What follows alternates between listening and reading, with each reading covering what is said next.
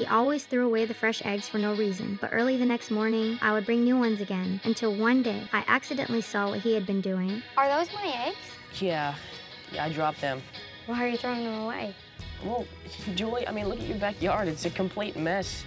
It's like covered in turds. Every egg I brought him, Bryce had been throwing them all away. I grabbed the eggs back in anger. People were willing to pay good money for those fresh eggs, but to Bryce they were all dirty. From that day on, I was completely disappointed in Bryce, and Bryce was swallowed by pain and regret too. I met him in the summer of 1957. That was when Bryce first came to this town. While they were moving their things in, I ran over to help, but Bryce's father hated that I showed up without being asked. I did not back off because of that. While we were messing around, our hands touched by accident. I was completely drawn in by Bryce's eyes. That was when I understood what it meant to have my heart race, but Bryce wanted nothing to do with that feeling. When we got to school, I did not hold back at all. I just thought Bryce was too shy. As time went on, people at school started calling us the perfect couple. Hey, Bryce, why don't you ask her to marry you? But for the next 5 years, Bryce kept avoiding me. I would even lean close to him in class and take in the way he smelled. But when I came at him like that, Bryce only felt trapped. Ever since Bryce's family moved to town, his father had never stopped making snide remarks about my family. In his eyes, we were just country people. Even the weeds around our house were enough to ruin the whole neighborhood. And my father, who loved painting, became some pathetic broke artist in his mouth day after day. Bryce started picking up that bias against my family too. Then one day my dad asked me why I liked Bryce. I did not know how to answer. My dad told me if I wanted to understand someone, I had to see the whole picture. The whole was often more important than the parts. A painting is more than the sum of its parts.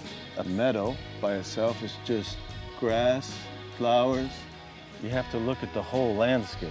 But I did not know what kind of person Bryce really was, until one day by accident, I climbed the old sycamore tree to get back a kite that had blown away. The higher I climbed, the wider everything opened up. The town in front of me looked soft and beautiful in the sunset. The wheat fields that looked ordinary every day were so beautiful then that they shook me. After that, I would climb that tree while waiting for the school bus. But John always made fun of me for it, so Bryce stayed even farther away. He was scared people would think he was as weird as me. Even when I happily tried to tell him how beautiful it was from the top of the tree, Bryce did not care at all. He only mocked me coldly. Well, if by beautiful you mean unbelievably ugly, then yes, I would agree. You're just visually challenged. I feel sorry for you.